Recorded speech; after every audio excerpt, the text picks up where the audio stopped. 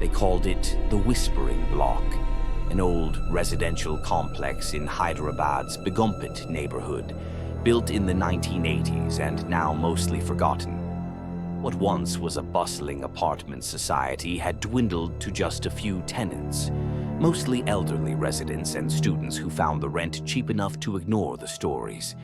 The building had an odd reputation: sounds of footsteps on empty floors, flickering lights, and at least 3 cases of residents vanishing without a trace over the past decade. Police marked them as routine missing cases until the night of December 3rd, 2023. A college student named Ayush Sharma went live on Instagram from inside the complex, whispering frantically, "I found it. It's real." The stream cut off suddenly after a loud bang, and he was never seen again. The video was deleted, but not before several users captured clips. The police were forced to reopen all missing person cases linked to the building, and that's where the real story begins. Room 406 had been locked for 12 years.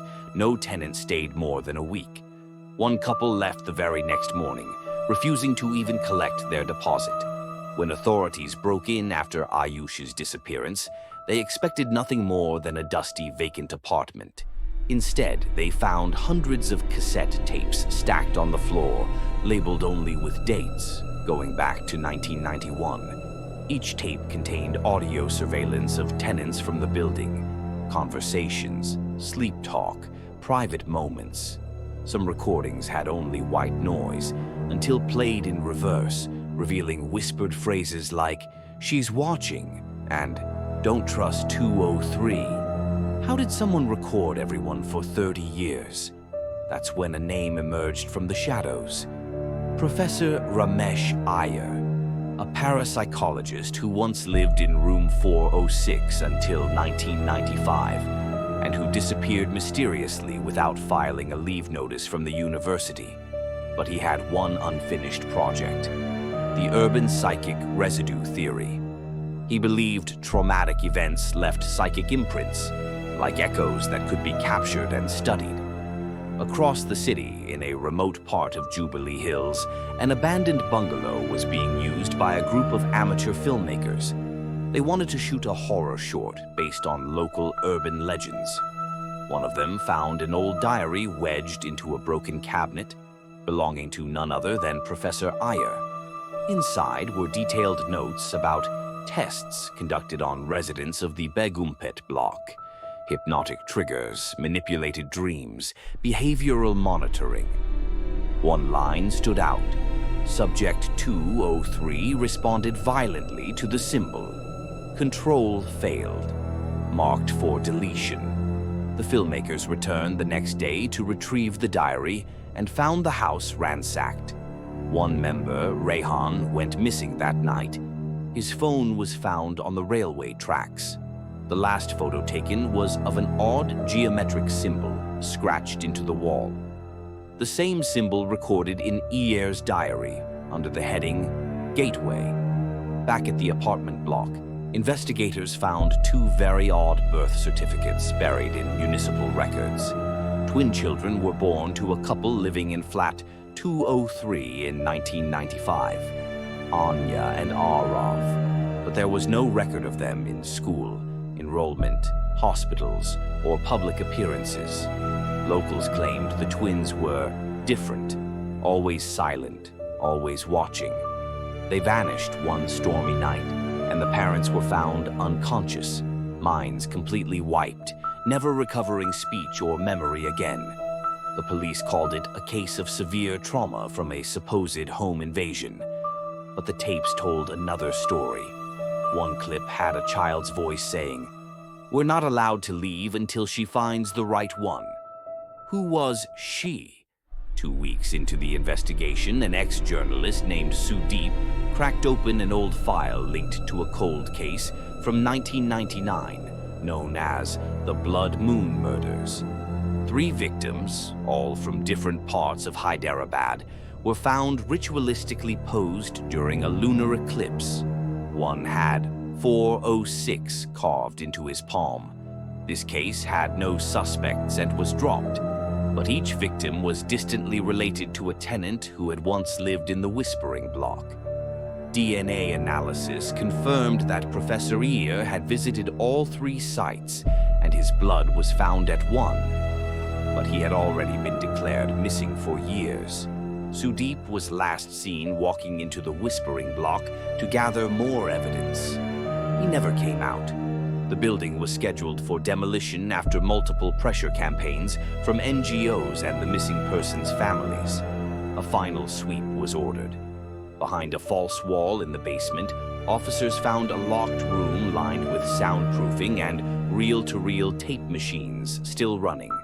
One reel was labeled, "Gateway Opened." When played, it revealed overlapping voices, people long dead, whispering names of current residents.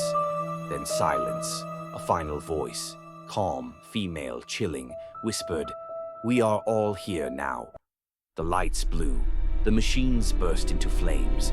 When police finally broke open the door, they found the apartment in complete disarray. Furniture overturned, a camera smashed on the floor, and in the center of the room, a blood-stained mattress with an old cassette player placed beside it. Inside, one tape, labeled Session 13, Iyer. Now, here's where things get strange. In the 1990s, Hyderabad University had a psychology professor named Dr. Ramesh Iyer. Known for his controversial work on the subconscious mind, Iyer conducted private sessions with patients suffering from dissociative disorders. But after a student's mysterious suicide linked to one of his experiments, Iyer vanished overnight. No resignation, no forwarding address, just gone. Rumors floated that he'd continued his work underground, that he'd recorded every session, that he believed memories could be extracted, transferred, even altered. The police dismissed the tape as unrelated, but a young rookie officer named Kavya wasn't convinced. She played the tape. On it, the voice of a patient, panicked, distorted, screamed, "The man with no eyes. He watches from the mirror."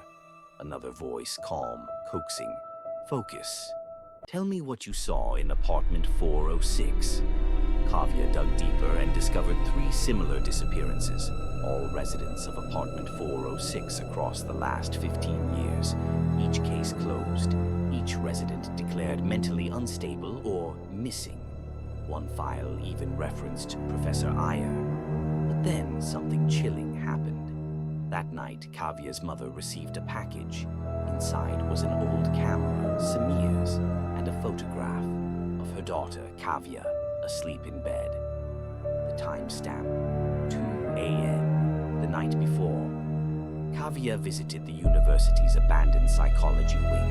Dust-covered shelves, broken glass. In one cabinet, locked, she found them. A collection of 14 cassette tapes, all labeled Sessions with Patient 406. The final tape was labeled simply Closure. On it, Dr. Iyer's voice, "The experiment is complete. I have transferred the memory loop. Apartment 406 is now the vessel. Whoever stays remembers what came before and what must happen again." Kavya realized apartment 406 wasn't haunted. It was programmed. Each tenant was subconsciously manipulated by the residual data embedded within those tapes. Every person who lived there relived fragments of trauma, fear, and paranoia until they broke. She played the closure tape one last time and heard something new. A voice whispering, "They're still watching, through the lens." Behind her, the old security camera light blinked on. Kavya turned to leave, but the hallway had changed. Walls painted with symbols. A mirror reflecting not her, but someone with no eyes. That was the last known footage from Officer Kavya's body cam. 3 weeks later, apartment 406 was sealed off by the Hyderabad Municipal Authority. No official reason. Locals say they still see shadows in the windows. That sometimes, at night, You can hear the sound of a cassette rewinding, but no one enters now, and the tapes, gone? Or maybe waiting for the next tenant. And if you ever find an old audio tape labeled 406, burn it before it finds you first.